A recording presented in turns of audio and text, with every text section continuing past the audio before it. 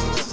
It actually put their contraceptives to help these people prevent this transmission of HIV. In order to achieve the Vision 2030, the government put up contraceptives because these contraceptives are going to help the youngest population in the transmission of HIV to stop the prevention. So, Chair, what are the arguments of side or why we think it is important to hold them live? Number one, we think public health responsibility. Religious institutions have a big role, have an obligation in this public health responsibility. When they actively campaign against the use of contraceptives, it means they are actually against the use of what is going to be helping us in preventing the spread of HIV. So we think it is really important for these people to notice that public health responsibility should be vital in the real deal. Secondly, we think there is compensation for harm. When you hold these financial institutions liable, you're actually compensating for the harm they actually created. By the fact that we have the youngest population in the world, it means that each and every area in this country is actually consisting of youth. It means that each and every area in the country has a good number of youth. So it is important to notice that when they compensate for this harm, they're actually it's going to be a deterrent measure for these institutions to actually be held financially liable. Number three, we notice that we live in a world where we're actually debating about developing nations. Developing nations have limited resources. Developing nations have liable resources. Health infrastructure that is actually low. So we think that when the government is actually providing for these people that are having HIV, it is going to be a financial strain if the burden is put on the government. So we think it is important to notice that when the burden is actually put on these religious institutions, it's actually going to be held in this financial strain that the government is having in Uganda. But no, understand that the government of Uganda is having a financial strain. The Bank of Uganda is being demanded by the World Bank. The World Bank actually ceased to give it funds. Why? Because it is not paying back the money that was actually supposed to be required. So we think it is important to notice that when religious institutions are actually actively campaigning against what the government is prioritizing for people, they are actually going against what the government is doing. But now understand that religious institutions in Uganda have a right to freedom. But when they have a right of freedom, when freedom becomes too much or when you misuse freedom, it means that you have to be put a deterrent measure that is going to help you use the freedom in the right manner. We think when they have different beliefs or when they have different perspectives of what they do, it is important to notice that the government should look on what protects the variety of people, the diverse minds of people. I'll take a bit of time. Are religious institutions the only things that influence people's choices in status quo? In this debate, we're looking at religious institutions. And religious institutions have different beliefs. We have Muslims, we have Christians. These are values that are instilled in people. These are beliefs that are instilled in people. You need to notice that when these religious institutions are influencing the various minds of the people, they are going to affect their use in this country. For instance, in Uganda, we have the Roman Catholics. They are actually against the use of contraceptives. What problems do they actually implicate? Number one, we've seen the increase in the financial health burden of the country. Number two, we've seen that they are teaching these people how to spread the transmission. They're actually spreading the transmission indirectly. Number three, we're saying that it is actually restricting the freedom of these institutions by the fact that they are against the government. It means that they are liable, to be held financially liable. It means that when they are actually going against the use of contraceptives, if contraceptives were put in place to actually limit all the spread of HIV, it means it is important or it is vital to actually hold those that are responsible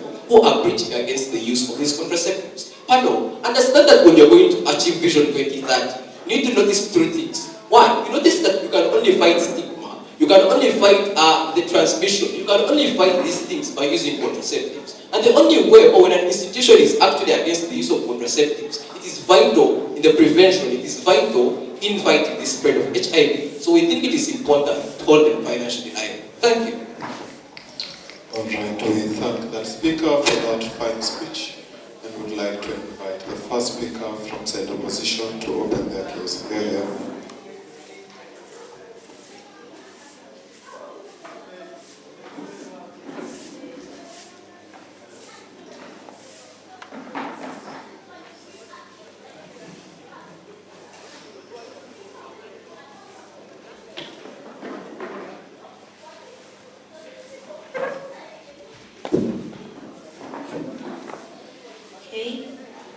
My speech starts in 3, 2, 1. Chair, the biggest thing to understand in this debate, first of all, is the whole idea of government incentive, right? Government has to look for what is best for their people at the end of the day, but it also has to uphold this image. That means that at a point in time for government, like it's people to work together, the image of government actually has to be upheld. I'll show you why this matters later on in our case. 2. As the first government speaker actually characterized, we think largely these particular developing countries are actually people or countries that are low on resources, right? At the end of the day, that means all its institutions within it are suffering. That means institutions including hospitals, the transport network, the churches, and the mosques at the end of the day. At a point in time where you then want to hold these particular religious institutions financially viable, we think it's a model that cannot be applicable because, first of all, like you say, they're suffering with resources and there's a strain. Even the religious institution within these particular developing countries cannot uphold this, right? At the point in time where government then wants to have help actually provide for these particular people or to reduce on their financial strain, we think putting a burden on someone who cannot actually provide that money, at the end of the day, does not work. 2, they come and tell us that they're trying to work in a, let's accept it, they're trying to work in a world where they're trying to show us that everyone in these particular developing countries actually go to church or they're inherently notoriously religious.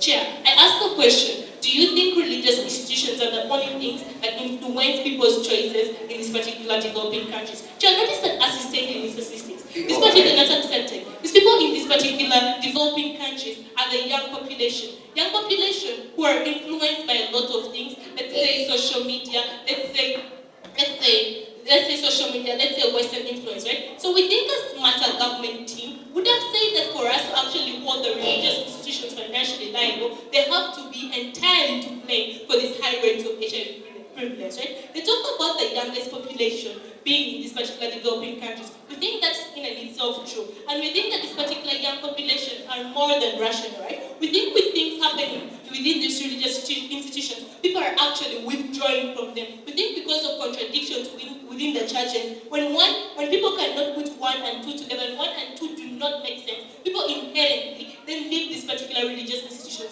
That means that at the end of the day, these people are not actually to blame as they claim, right? Chair, they also come and talk about, Chair, this particular debate, even then when you take them at their best, then it's a debate of nurture versus nature, right? They're trying to say that this particular religious institution at the end of the day then influence the choices of these particular young people. We think, 1, before you are nurtured, you exist by nature. Why is this important? We think at the end of the day, the same religious institutions that preach against the use of contraceptives also preach abstinence, and people still go ahead and have sex. Why? Nature. The utilitarian principle says that people are going to go and maximize their preferences and do what best favors their preferences. But if this is having sex without a condom, they then do it. At a point in time where we then do not think that this particular religious institution inherently influence the choices of these people, why should we hold them financially liable? We think that the concepts of religion are 1, faith and reason. But you think because of particular people then tend to suspend reason by themselves and actually only have faith at the end of the day. We think this is what nature looks like, right? We think at the end of the day, people are supposed to be blamed for their individual responsibility. Major value from our side of the house is 1, sanctity of human life. We think sanctity of human life then starts with the individual, not a religious institution at the end of the day, right? Sure. We think a lot of information is widespread about HIV/AIDS, whether it's from church, whether it's from the government, whether it's from NGOs like TASO. So